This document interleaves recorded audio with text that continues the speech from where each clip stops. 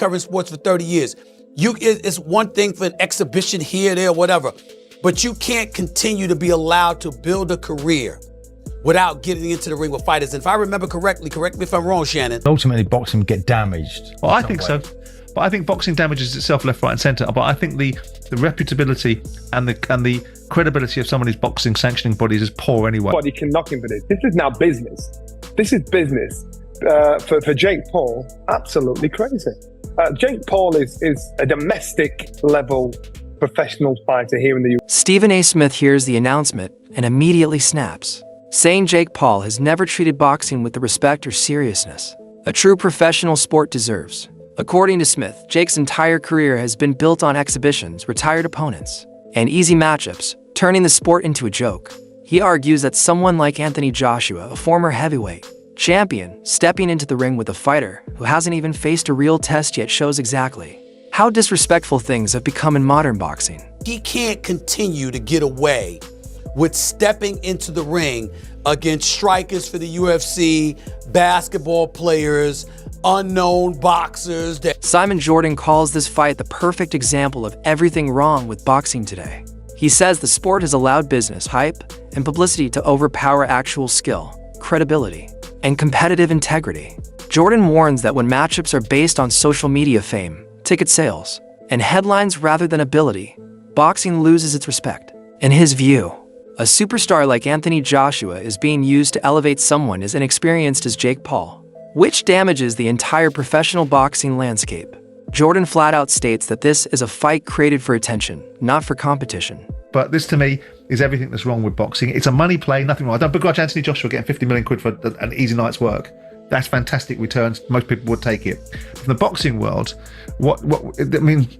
Jake Paul is now a professional fighter. Whether we categorise him as a YouTuber or not, he's licensed to fight, which means that the governing body should be suggesting that this is not a fight that possibly they should be looking to sanction. Yeah. But they will, because the sanctioning fees will be enormous. Anthony Joshua will not lose his legacy like some people are suggesting, because no one will remember it in 2 or 3 years' time. If he embarrasses himself in there, they'll remember it. If he goes in and knocks him out in 30 seconds flat, or turns it into a little bit more of a sort of Jake LaMotta, Raging Bull, holding him up for a few rounds and then knocking him out, then people will forgive it. He'll get a big bag of money, which most people in the world would take, and move on. And then we'll see if he fights anybody meaningful in the year. I mean, it is like sport has become. And what I got my head around on Saturday night was the entertainment value of Conor Benn and Chris Eubank. The fighting of itself, I could be all pious about it, but the entertainment industry is so prevalent in sport now. This is entertainment. This is going to have hundreds of millions of people watching it. And Anthony Joshua gets paid, and Jake Paul hopefully gets flattened. Simon, I know the money's there, but does ultimately boxing get damaged? Well, I think so. But I think boxing damages itself left, right and centre. But I think the reputability and the credibility of some of these boxing sanctioning bodies is poor anyway. But I think it does get damaged. Even if it's an exhibition fight, which it might well be. Well, then what's the jeopardy in that? If it's an exhibition fight, which it shouldn't be, if it's a proper fight, then Jake Paul is going to get demolished. Johnny Nelson describes this matchup as completely insane and full of real danger. He explains that this isn't a casual crossover or a friendly exhibition. This is a fully sanctioned fight where the consequences are very real. Nelson respects Jake Paul's courage, but also points out that stepping in with a proven heavyweight champion is not just bravery, it's a massive risk. He reminds everyone that none of Jake's previous opponents were anywhere near Joshua's level, which makes this fight both exciting and legitimately concerning. Because of Anthony Joshua's desire to be in the history books, to be a 3-time heavyweight champion of the world. To me, it shows me his desire. Pick up 50 million along the way. Nobody can knock him for this. This is now business. This is business. For Jake Paul, absolutely crazy. Jake Paul is a domestic level professional fighter here in the UK. Would he win a British title? No, I don't think so. So now they're putting this domestic level fight in with a former heavyweight 2-time champion of the world. The weight is 245. So I think the last time Anthony Joshua weighed around that, it was when he boxed Usyk. That means he's got to be fight fit on point, because his last fight he was 18 stone. I think it was 254 against Danny Dubois. So now he's basically saying you've got to get yourself in position, get yourself fit, and get yourself ready for fight. It's not tiddlywinks. This is a fight. It's not a push and a pull. So as long as it's not a push and a pull, and don't put me down and don't touch me in the build up to this fight. I remember when McGregor and Mayweather, they had this little side deal, don't touch me in the build up to this. If this is a real legitimate fight, Jake Paul is absolutely crazy. If not crazy, he's super brave, and it'll be interesting to see. Well, what do you think? Yeah, because you said that before when we spoke about it being a proper fight or not. And Eddie Hearn and Paul's promoter, Nakisa Badarin, have both said in the last couple of days, it will be a proper fight. And now you've heard the details, 8 rounds, 3 minutes around, 10-ounce gloves. Do you believe it when they say that it's going to be a proper fight? I do believe it because AJ's involved, and I think AJ'd struggle to he's going to take enough flack over this, but again, it's money talk. So I think AJ will struggle because it's an all-win situation. If he goes in there and Jake Paul lasts the distance, what does he tell you about AJ? Apart from he's just earned an extra 15 million quid. If he goes there and struggles with Jake Paul, then what does he say about AJ? Your heydays are well and truly over. If he goes in there and knocks him out, then I'll say that's to be expected. So the glory, there's probably not much glory in it, apart from the haters of Jake Paul to say, right, I've got rid of this kid. I think it's very brave of Jake Paul. So now the problem child has got to believe this fight's actually happening. So Tony Jeff gives a practical perspective and says that in boxing, anything can happen. He believes Jake Paul is younger, fresher, and physically more active, which could give him small advantages in stamina and recovery. However, Jeff also acknowledges that in terms of technical ability and experience, Jake is still far behind Anthony Joshua. Even so, he gives Jake credit for improving significantly based on the level he came from. Jeff says that if Jake executes a flawless game plan and keeps his composure, upsets are always possible in boxing.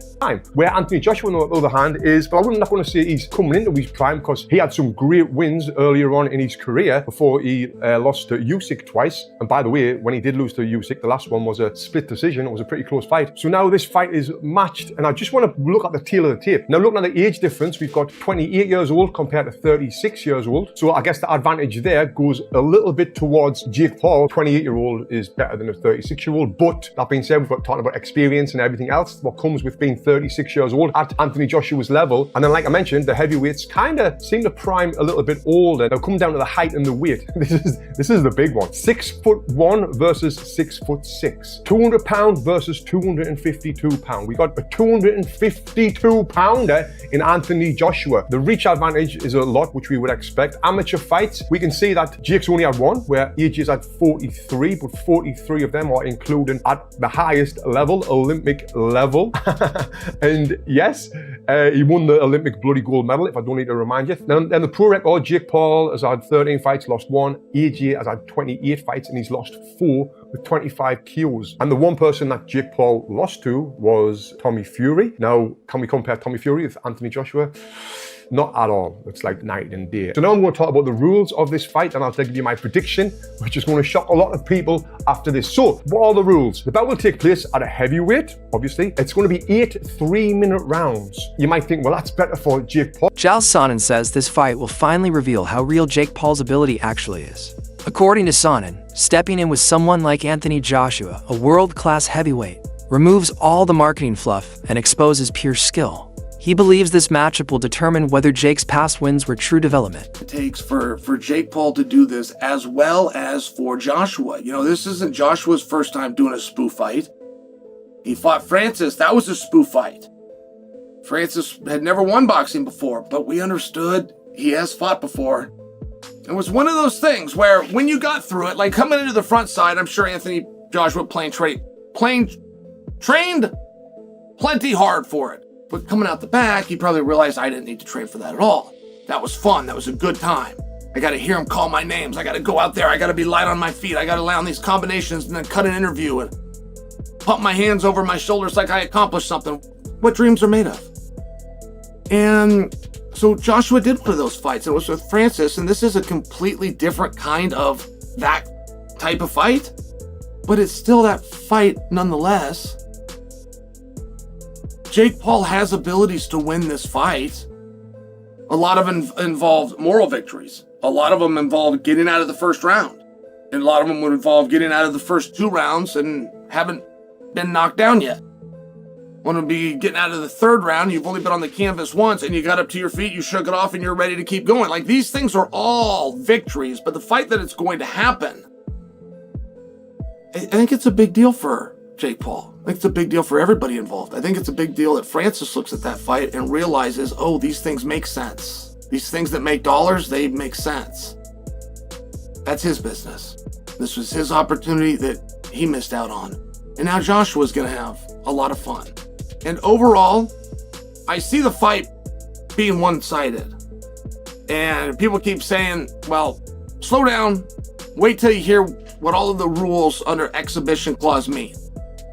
As long as they're throwing punches. Or just the result of carefully chosen opponents. Sonnen says this fight is going to be a reality check for Jake, for the fans, and for the entire boxing world, as he faces genuine professional scrutiny for the first time.